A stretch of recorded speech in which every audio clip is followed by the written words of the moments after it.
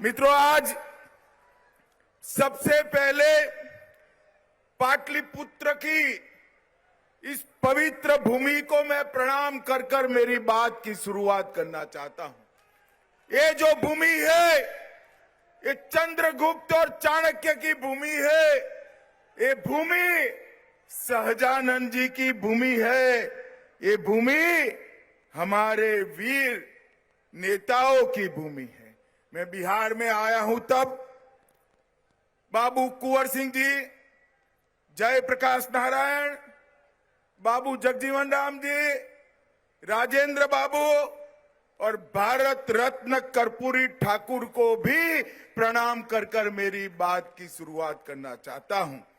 मैं यहां आया हूं तब हमारे भाजपा के वरिष्ठ नेता, सबसे पहले जिलाध्यक्ष श्री कन्हई बाबू को भी याद कर कर मेरी बात की शुरुआत करना चाहता हूं। मित्रों, मैं आज सबसे पहले बिहार की जनता का हृदय से धन्यवाद करना चाहता हूं, क्योंकि हम जब जब आए, बिहार की जनता ने हमारी झोली कमल से भर दी है। 2014 में आए, आपने मोदी जी को 31 सीटें दी, 19 में आए 39 दी और 24 में 40 की 40 सीटें मोदी जी की झोली में डालना है। डालोगे क्या? अरे जोर से बोलो, डालोगे क्या? भाई और बहनों, अभी अभी मोदी जी आए थे। 2 लाख करोड़ से ज्यादा विकास की योजनाओं का उद्घाटन और लोकार्पण देश भर में मोदी जी किए हैं। मगर मैं आज मोदी जी को समग्र बिहार की जनता की ओर से एक विशेष बात के लिए धन्यवाद करना चाहता हूं। इतने सालों से कांग्रेस पार्टी एवं लालू प्रसाद यादव सत्ता पर रहे, इन्होंने कर्पूरी ठाकुर जी का सम्मान करने का काम नहीं किया।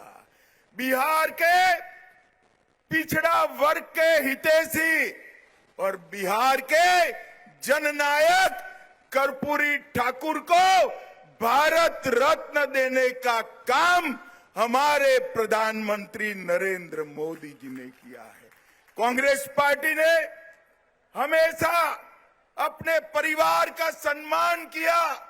लालू जी भी पूरा जीवन पिछड़ों के नाम पर परिवार के लिए जिए। भाई और बहनों, मैं आपको बताना चाहता हूं, कांग्रेस की नेता सोनिया गांधी का एकमात्र लक्ष्य है राहुल गांधी को प्रधानमंत्री बनाना, और लालू जी का एकमात्र लक्ष्य है इनके बेटे को मुख्यमंत्री बनाना। मुझे बताओ, जो आप अपने बेटे बेटियों को प्रधानमंत्री मुख्यमंत्री बनाना चाहते हो, वो आपके बेटे बेटियों का भला कर सकते हैं क्या? जोर से बोलिए, कर सकते हैं क्या? पिछड़ा वर्ग का, अति पिछड़ा वर्ग का, दलित का, गरीब का अगर कोई भला कर सकता है तो केवल और केवल नरेंद्र मोदी जी और भारतीय जनता पार्टी कर सकती है। इसलिए हमने कई प्रकार के काम गरीबों के लिए किया है। मित्रों, नरेंद्र मोदी जी ने 10 साल के अंदर पिछड़ा वर्ग के लिए, अति पिछड़ा वर्ग के लिए ढेर सारे काम किए। मोदी जी ने कई सारे काम किए, और लालू जी जिनकी गोदी में बैठे हैं, वो कांग्रेस पार्टी ने हमेशा पिछड़ा, अति पिछड़ा का अपमान करने का काम किया। मित्रों, कांग्रेस पार्टी की सरकार थी, सालों तक काका साहेब कालेलकर कमीशन की रिपोर्ट को वो दबा कर बैठे। मंडल कमीशन की रिपोर्ट को इंदिरा गांधी ने दबा दिया, और जब संसद में पेश हुआ, राजीव गांधी ने 2 घंटा भाषण कर कर ओबीसी आरक्षण का विरोध किया और भारतीय जनता पार्टी ने इसका समर्थन किया। आज लालू प्रसाद जी वो ही कांग्रेस पार्टी की गोदी में जाकर बैठे हैं जिन्हें हमेशा ओबीसी का विरोध करने का काम किया। भाई और बहनों, पिछड़ा वर्ग आयोग को इतने सालों तक कांग्रेस पार्टी ने संवैधानिक मान्यता नहीं दी। कांग्रेस पार्टी ने केंद्र के इंस्टीट्यूशन में कभी भी पिछड़ा वर्ग को आरक्षण देने का काम नहीं किया। वो काम भी नरेंद्र मोदी की भारतीय जनता पार्टी की सरकार ने किया। भाई और बहनों, ओबीसी उद्यमियों के लिए वेंचर कैपिटल फंड बनाया और ढेर सारे काम किए। मुझे बताओ, जिन्होंने पूरा जीवन पिछड़ा अति पिछड़े का विरोध किया है, वो कांग्रेस पार्टी की गोदी में बैठे हुए लालू प्रसाद जी आपका भला कर सकते हैं क्या? जोर से बोलिए, कर सकते हैं क्या? वो एक ही काम कर सकते हैं, पिछड़ा और अति पिछड़ा की भूमि हथियाने का काम, गरीबों की भूमि हथियाने का काम। मगर मैं आज इस मंच से लालू प्रसाद जी की पार्टी को चेताने आया हूं, बिहार में फिर से डबल इंजन की सरकार बन गई है। भूमाफियाओं को उल्टा लटका कर सीधा करने का काम ये भारतीय जनता पार्टी की सरकार करेगी। हमारी सरकार बनने के बाद हमारी डबल इंजन सरकार एक कमेटी गठन करेगी, जिन्होंने गरीबों की भूमि कब्जाई है, इसके लिए एक कमेटी कठोर कार्यवाही करेगी और जेल की सलाखों के पीछे डालने का काम करेगी। लालू जी, आप कितना भी कर दो, आप इस प्रदेश के, बिहार जैसे प्रदेश के पिछड़ा अति पिछड़ा को बरगला नहीं सकते हो। मित्रों, आपने मोदी जी को 2 टर्म शासन करने का मौका दिया। मोदी जी ने देश के अर्थतंत्र को 5वें नंबर पर पहुंचा है। मोदी जी आपका आशीर्वाद मांग रहे हैं दुनिया की तीसरी बड़ी ताकत बनने के लिए।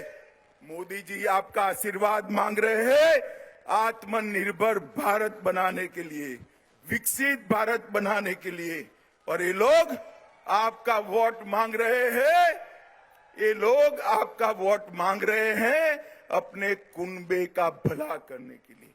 मुझे बताओ, एक और देश के 25 करोड़ लोगों को गरीबी की रेखा से बाहर निकालने वाले मोदी जी है। 80 करोड़ लोगों को प्रति व्यक्ति प्रति माह 5 किलो अनाज मुफ्त में देने वाले मोदी जी है। 12 करोड़ गरीबों को घर में शौचालय देने वाले मोदी जी है। 4 करोड़ गरीबों को घर देने वाले प्रधानमंत्री मोदी जी है।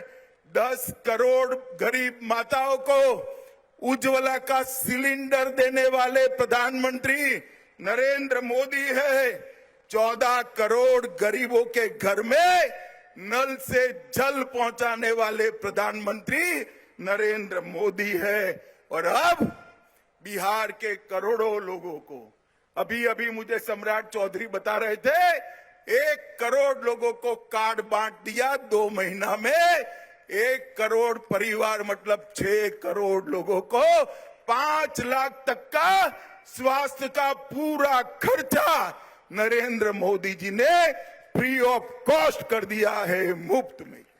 अब किसी भी गरीब के घर में बीमारी आती है तो इसको कोई चिंता करने का जरूरत नहीं है। भाई और बहनों, एक विश्वकर्मा योजना लाए हैं।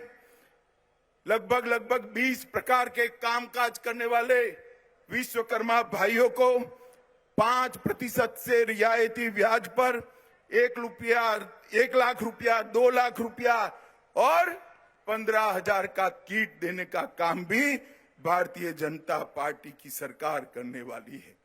भाई और बहनों, ये आरजेडी और कांग्रेस दोनों घपला घोटाला करने वाली पार्टी है।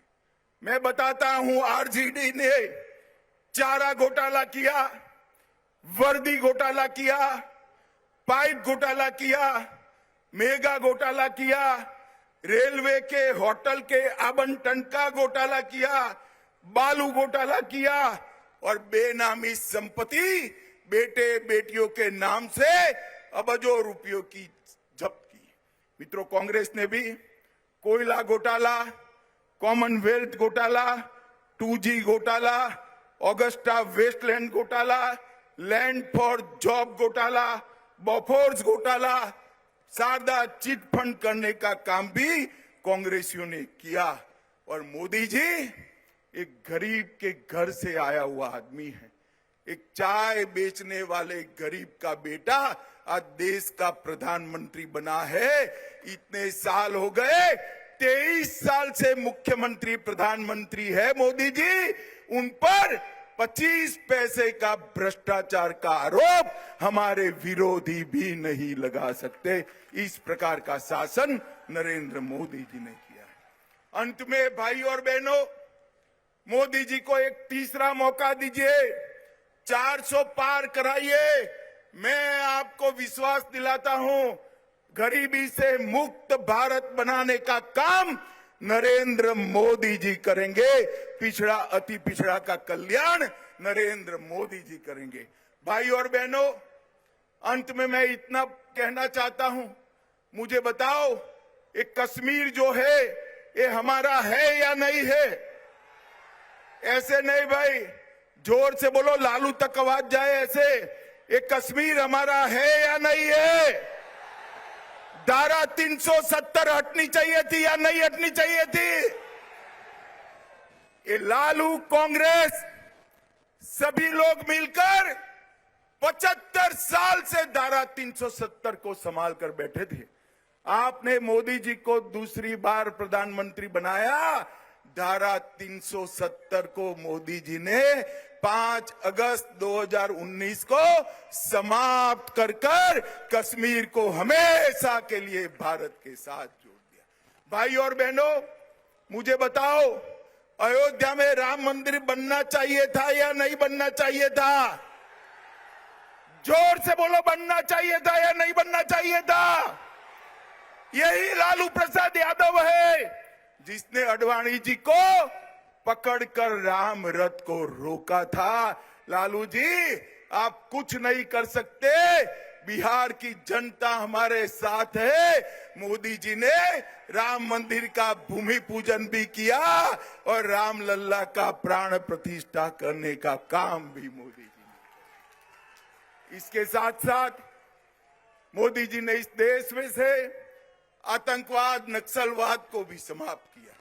भाई और बहनों, इस देश को सुरक्षित बनाने का काम केवल और केवल मोदी जी कर सकते हैं। इस देश को समृद्ध बनाने का काम केवल और केवल मोदी जी कर सकते हैं। और पिछड़ा और अति पिछड़ा वर्ग का उत्थान करने का काम भी केवल और केवल मोदी जी कर सकते हैं। मुझे बताइए, मैं आज इस पाटलिपुत्र की महान भूमि पर आया हूं। आने वाले दिनों में देश का चुनाव होने वाला है। बिहार की जनता 40 में से 40 सीटें एनडीए को मोदी जी की झोली में डालेगी क्या? जोर से बोलिए, डालेगी क्या? मोदी जी को तीसरी बार प्रधानमंत्री बनाएंगे क्या? मोदी जी को तीसरी बार प्रधानमंत्री बनाने के साथ साथ 400 पार कराएंगे क्या? जोर से बोलो, कराएंगे क्या? तो मेरे साथ दोनों हाथ उठाइए, उठाइए दोनों हाथ, विजय के संकल्प की मुट्ठी बींचिए और प्रचंड आवाज से बोलिए, भारत माता की, भारत माता की, वंदे वंदे। बोलिए, जय श्री राम, जय जय श्री राम।